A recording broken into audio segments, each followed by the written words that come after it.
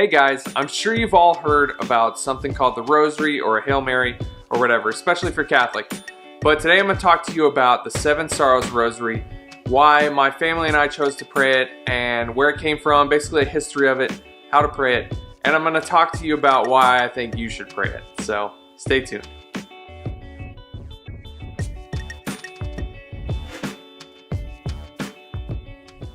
So I did a lot of research on where the Seven Sorrows Rosary came from. It dates back to the medieval times, the 1200s, 1300s, and it was practiced throughout that time. However, there was a vision of Mary that came around the 1990s in Rwanda. If you guys may have heard of Rwanda because of the massacres and everything that occurred there and the Rwanda genocide that happened. This is kind of a preface to that. And Our Lady appeared to these three girls and gave them this rosary and taught this girl, Marie Claire, how to pray it. The visions actually occurred between 1981 and 1989, and these three kids actually were sent to prevent this massacre from occurring in the first place. I actually heard about it from my father-in-law, who he's an amazing Catholic role model for me. He was watching this video, and at the end of it, they asked, what's a way to pray for someone with a lost cause or something that seems hopeless? And he said, definitely the Seven Sorrows Rosary. You should pray this because by meditating on Mary's sorrows, by the things that she went through in her life that pierced her heart and that caused all this pain in her life, they're things that we can relate to as well. Anyways, when I was searching for the way to pray it, I actually got a lot of mixed information on it and to figure out how to do it. There's several different ways to pray this rosary. However, I'll have some links below that are great guides that I found very useful during when me and my wife were praying it, and just check those out and look at those. So right here I have a rosary, and it's different than a normal rosary. Basically what it is it's got 7 decades of 7 beads. And so what that means is that you basically pray it almost the exact same way as you pray the regular rosary. So you have the rosary with the 7 Our Fathers and the 7 Hail Marys on each of the decades. And you basically go through this and you meditate on each of the 7 sorrows. The first sorrow is the prophecy of Simeon. And the prophecy of Simeon comes from Luke 2:34. And it says, Simeon's talking to Mary and he's prophesying, hence the name of the prophecy of Simeon. He says, behold, this child is destined for the fall and rise of many in Israel, and to be a sign that will be contradicted. And you yourself a sword will pierce, so that the thoughts of many hearts may be revealed.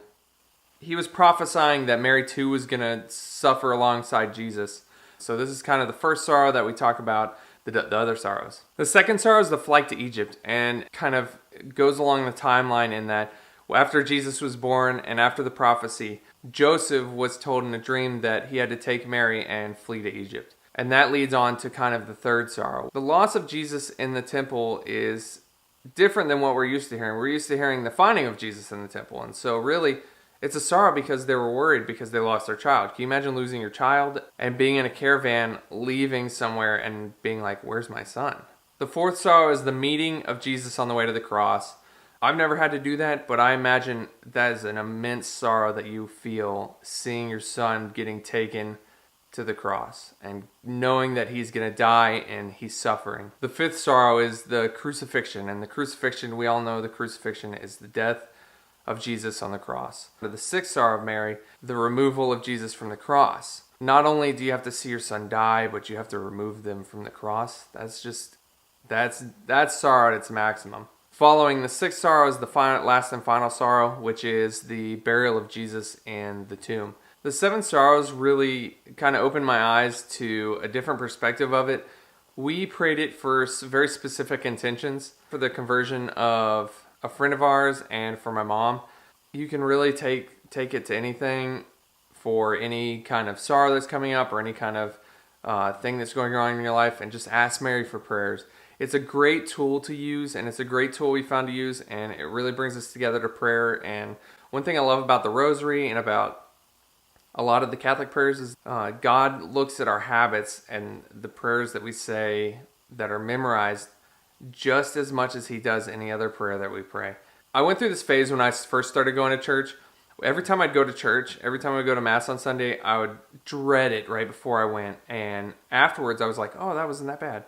It's the same thing with the rosary. It's the same thing that I've experienced, is praying the rosary has kind of been a big change in my life. And it's always something that you hear that you should do, and there's visions about it. And all the popes are big proponents of it. John Paul II, Pius X, Leo XIII, Mother Teresa even. There's so many researchers out there that say you should pray the rosary because Our Lady is begging to help us to find a way to Jesus.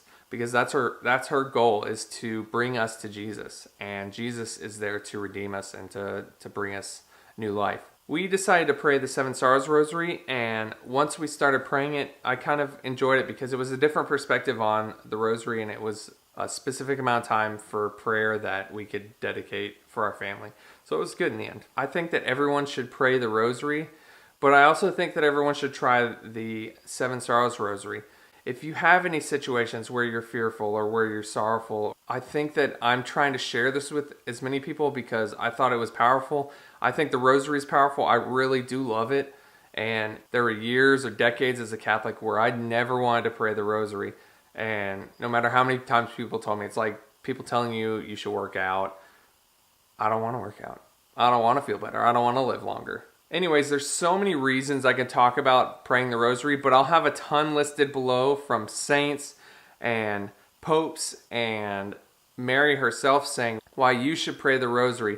And I think that you should also dig into this Seven Sorrows Rosary because it's just been such a great tool.